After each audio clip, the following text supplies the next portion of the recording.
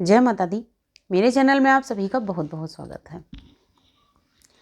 Face के ऊपर लगातार खुजली होती है, पपड़ियाँ हो गई हैं मोटी मोटी। आपने देखा होगा कुछ लोगों का जो ये इतना एरिया होता है बिल्कुल बेकार हो जाता है। कुछ लोगों को तो गर्मियों में सनबर्न हो जाते हैं, उसकी वजह से यहाँ पे एकदम जला जला या झुलसा झुलसा सा चेहरा स्किन हो जाता है। और कभी किसी का एकदम लाल पड़ जाता है स्किन, किसी का स्किन एकदम ब्लैक हो जाता है, जैसे लगता है जला दिया गया हो। लेकिन बहुत सारे लोगों की प्रॉब्लम ये है कि सर्दियों में उनकी स्किन बिल्कुल बेकार हो जाती है और जो इतने ये गाल का एरिया होता है ये बिल्कुल जला जला सा हो जाता है, जैसे सनबर्न होते हैं उस टाइप का हो जाता है। कुछ लोगों के पूरे फेस के ऊपर मतलब माथा, ठुड्डी, गाल हर जगह उनके पपड़ियाँ सी पड़ जाती हैं। जैसा लगता है कि अगर हल्का सा वो हाथ लगा देते हैं तो रूसी जैसी उड़ती है। हर समय उनके फेस में खुजली होती है, जब वो खुजली कर देते हैं तो रूसी उड़ने शुरू हो जाती है, जिस तरीके से आपके बालों में रूसी हो जाती है।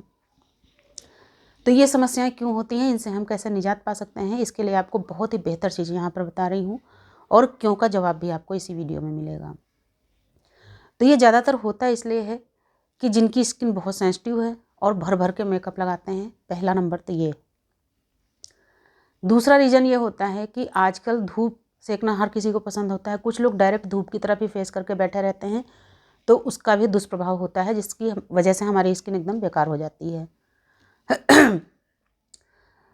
ज़्यादा पॉल्यूटेड एरिया में जो लोग जाते हैं, दिन भर उन्हें काम के पर्पज़ से बाहर रहना होता है, बिजनेस है या कोई जॉब है जिसकी वजह से आपको बाहर जाना पड़ता है, कोई एरिया ऐसा है आपका जिसमें काफ़ी पॉल्यूशन है और काफ़ी देर तक आपको वहाँ रहना होता है, या आप अपनी स्किन की, अपने फेस की अच्छी तरीके से सर्दियों में साफ़ सफाई नहीं कर पाते।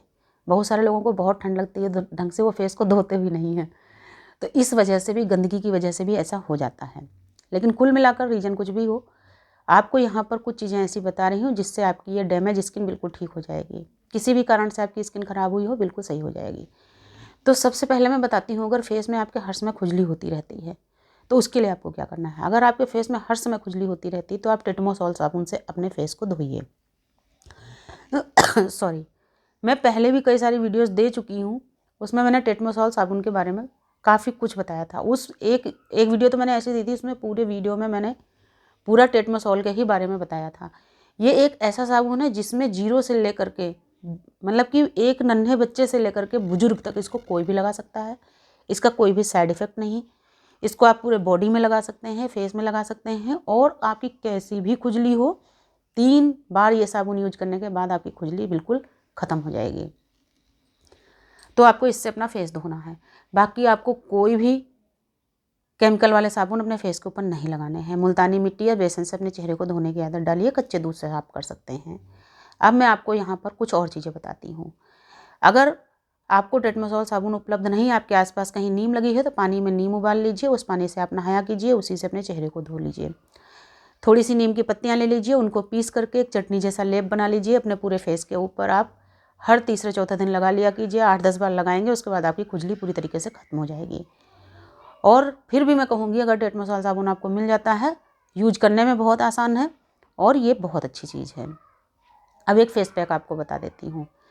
आपको लेना है आधा चम्मच दही, आधा चम्मच शहद, और अगर दाग धब्बे हो गए हैं, जैसे पपड़ियाँ पड़ जाती हैं तो उनके दाग धब्बे भी कई बार हो जाते हैं, तो उसके लिए आपको इसी में आधा चम्मच कॉफ़ी पाउडर मिक्स करना है।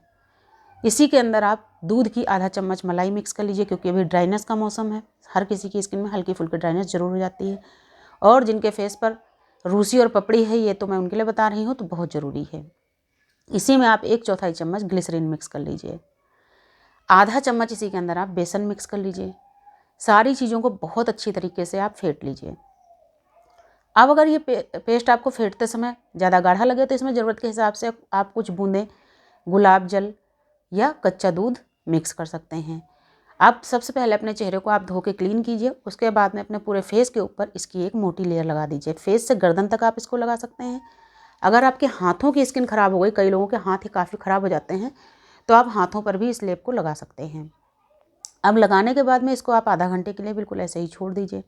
अब बात आती है आँखों के आसपास की। कुछ लोगों का ये चेहरा जब डैमेज होता है तो उनकी आँखों के आसपास की भी स्किन ख़राब हो जाती है।